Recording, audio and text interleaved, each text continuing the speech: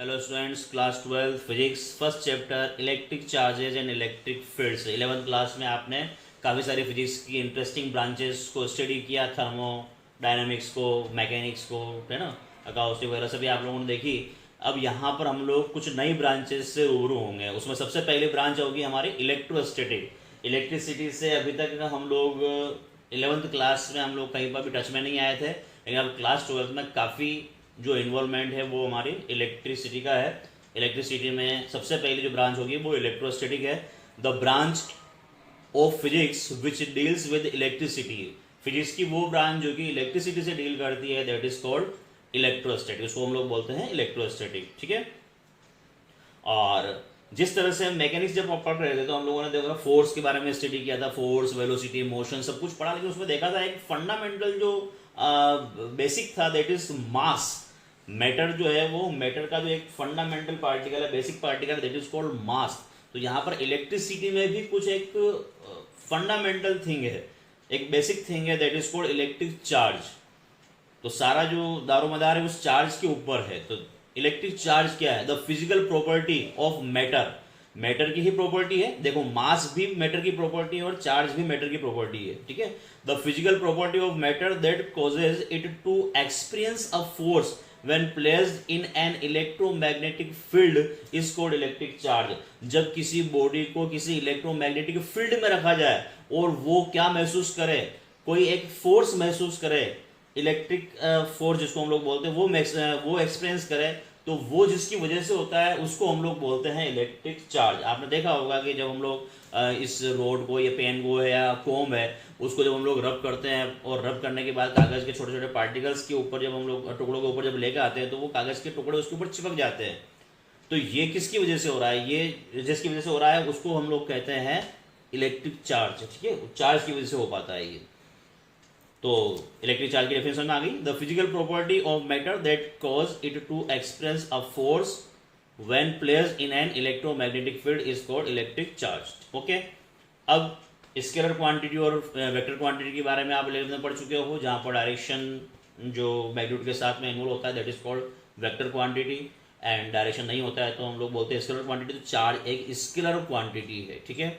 Charge कौन सी quantity है? Scalar quantity है। दो टाइप के चार्ज होते हैं, positive charge and negative charge.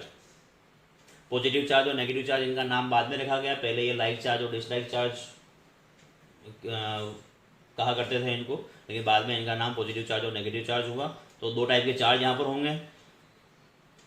जब भी इलेक्ट्रॉन लॉस होगा, ठीक है ना, लॉसिंग इलेक्ट्रॉन, जब भी इलेक्ट्रॉन लॉस होगा तो वहां पर चार्ज क्या बनेगा? Positive charge. और जब भी इलेक्ट्रॉन की गैनिंग होगी तो चार्ज कौन सा बन जाएगा?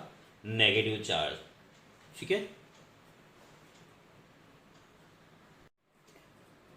तो एज वी नो, जैसे कि हम लोग जानते हैं कि किसी भी मैटर में जो है वो मैटर बनता किससे है? सभी एटम से मिलके बनता है, ठीक है ना। एटम से मिलके बनता है। तो एटम के अंदर जो बेसिक चीज़ें आप सब जानते हैं कि ये जो न्यूक्लियस है उसके अंदर क्या होता है? प्रोटॉन होता है, वो न्यूट्रॉन होता है, और बाहर जो होते हैं वो क्या होते हैं? अराउंड इलेक्ट्रॉन्स होते हैं। एक बेसिक थिंग हम लोग जो जानते हैं। तो ये जो प्रोटॉन है ये, और ये जो इलेक्ट्रॉन है ये, बस यही दो है इस पूरी इस इलेक्ट्रिक जो हमारा फील्ड है, इलेक्ट्रिसिटी। इस इलेक्ट्रिसिटी के पीछे बस ये दोनों ही चीज़ें हैं। उस दोनों में से भी मेनली जो है वो जिम्मेदार ये है, इलेक्ट्रॉन। क्योंकि जो मूव करता है वो तो इलेक्ट्रॉन मूव करता है, प्रोटॉन तो मूव करता नहीं है। तो इलेक्ट्रॉन अगर लॉस हो जाता है तो, क्योंकि जब नेचर ने जो चीज़ें बनाई थी तो नेचर ने सारा कुछ न्यूट्रल बनाया। उसने जो भी एटम बनाया, जैसे सपोज सोडियम बनाया, तो सोडियम के अंदर उसने 11 प्रोटॉन अगर फिट किए तो 11 इलेक्ट्रॉन भी फिट कर दिए, तो न्यूट्रल। तो पूरी जो यूनिवर्स उसने बनाई वो पूरी न्यूट्रल बनाई है। अब होता क्या है कि बस एक्सचेंजिंग होती है। अब किसी ने यहाँ से उसका इलेक्ट्रॉन अगर इधर से उधर ट्रांसफर करवा दिया तो यहाँ पर एक इलेक्ट्रॉन कम हो गया। तो यहाँ पर सिर्फ कितने रह गए? 10 इलेक्ट्रॉन। 10 नेगेटिव रह गए, 11 पॉजिटिव रह गए। तो बैलेंसिंग में क्या हो गया? प्लस का 1 रह गया। यानी कि अब ये जो है वो प्लस का चार्ज हो गया। तो +1 चार्ज इस तरह से आया। तो जब भी एक इलेक्ट्रॉन लॉस होगा तो एक प्लस चार्ज आ जाएगा, 2 हो जाएगा तो +2 चार्ज आ जाएगा। इस तरह से जब भी इलेक्ट्रॉन लॉस होगा तो पॉजिटिव चार्ज आएगा, और इलेक्ट्रॉन गेन होगा तो नेगेटिव चार्ज आएगा, ठीक है। क्लियर? लाइक चार्ज हमेशा क्या करेंगे? एक दूसरे को रिपेल करेंगे, और अनलाइक चार्ज हमेशा क्या करेंगे, अट्रैक्ट करेंगे, यानी पॉजिटिव और नेगेटिव हमेशा अट्रैक्ट होंगे और पॉजिटिव से पॉजिटिव और नेगेटिव से नेगेटिव रिपेल होंगे, ये आप सब जानते ही हैं। देन कंडक्टर जो भी होंगे, कंडक्टर जितने भी कंडक्टर्स होते हैं, कंडक्टर आप जानते हैं, कंडक्टर इंसुलेटर्स, तो कंडक्टर पर हमेशा चार्ज जो है वो हमेशा सरफेस पर रहते हैं, ठीक है, always reside on the surface of conductor. जैसे सपोज ये एक कंडक्टर है हमारे सामने, और अगर हम इसके अंदर कहीं पे भी चार्ज अगर छोड़ते हैं तो ये चार्ज अंदर नहीं रहेंगे, हमेशा कहाँ आएंगे, इसकी सरफेस के ऊपर आ जाएंगे। हमेशा चार्ज जो है वो हमेशा सरफेस के ऊपर चार्ज हमेशा रहते हैं, ठीक है। And charges can be added and subtracted as a number, charge आप ऐड कर सकते हैं, सब्ट्रैक्ट कर सकते हैं, बिल्कुल नंबर की तरह, ठीक है। तो ये कुछ बेसिक बातें हम लोगों ने देखी, इसको आप स्क्रीनशॉट ले लेना और इसको आज पढ़ना, ठीक है। चलिए इसकी आगे बात करते हैं कंडक्टर्स और इंसुलेटर के बारे में। तो अभी हम लोग बात कर रहे थे कंडक्टर। तो कंडक्टर क्या होते हैं, जो चार्ज को अलाउ करते हैं, हम उसके अंदर से जाने के लिए उसको परमिशन देते हैं कि भाई चार्ज उसमें से होकर निकल सकता है, उसको बोलते हैं कंडक्टर।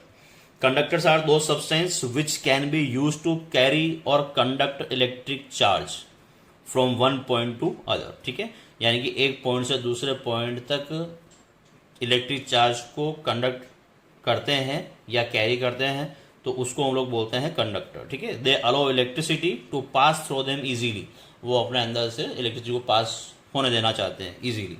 जबकि इंसुलेटर्स क्या होते हैं, insulator are the substance which can not conduct electricity, वो इलेक्ट्रिसिटी को कंडक्ट नहीं करते हैं। आल्सो कॉल्ड डाई इलेक्ट्रिक्स, एक नया वर्ड आपको सामने देखने को मिलेगा, डाई इलेक्ट्रिक्स, ठीक है, इसको डाई इलेक्ट्रिक भी कहते हैं। दे ऑफर हाई रेजिस्टेंस, ये हाई रेजिस्टेंस ऑफर करते हैं। हाई रेजिस्टेंस हम लोग 10th क्लास में पढ़ चुके हैं, तो बहुत ज़्यादा रेजिस्टेंस होता है, इसलिए इलेक्ट्रिसिटी इसमें से फ्लो ही नहीं हो पाती, ठीक है। सो कंडक्टर्स एंड इंसुलेटर भी क्लियर हुआ। तो आज आपके लिए इतना ही मटेरियल तैयार है, इसको आप अच्छे से देखें, स्टडी करें। इसके बारे में कोई भी क्यूरोसिटी, कोई भी ऐसी चीज़ जो नहीं समझ में आए हो तो कमेंट कर देना, ठीक है, पर्सनल चैट करके पूछ लेना। तो आज से इसको शुभारंभ कर दीजिए फिजिक्स का, और मिलते हैं अगली क्लास में कुछ इंटरेस्टिंग बातों के साथ में, ठीक है।